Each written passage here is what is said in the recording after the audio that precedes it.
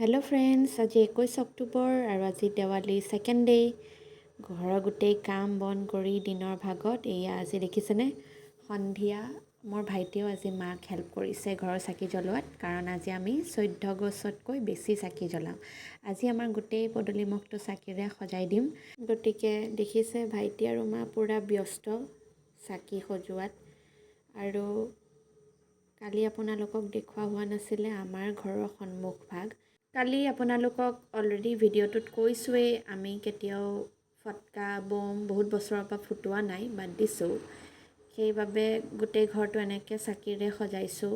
ভাইটিয়েও আজি হেল্প কৰিছে, মা আৰু মই আমি গোটেইখিনি এনেদৰেই সজাই তুলিলোঁ আমাৰ ঘৰখন পোহৰেৰে, যিহেতু দিৱালী হৈছে পোহৰৰ উৎসৱ। জুবিন দা যোৱা আজি সম্পূৰ্ণ এটা মাহে শেষ হৈছে, মনবোৰ তেনেই বেয়া সকলোৰে। হ'লেও আজি আমাৰ ফ্ৰেণ্ডছ গ্ৰুপৰ লগত অলৰেডি ডিনাৰ পাৰ্টি প্লেন কৰি থোৱা আছিল কাৰণে এয়া ঘৰৰ পৰা ওলালোঁ 7:30 বজাত ডিনাৰ কৰিব বুলি। আৰু আমি গ'লোঁ গোটেই ফ্ৰেণ্ডছবোৰ লগ হৈ আমাৰ তেজপুৰৰে ওচৰত থকা চামাৰু ধাবাত।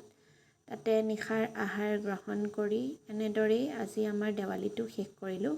আৰু এয়া আছিল মোৰ দেৱালীৰ ডে 2 লুক।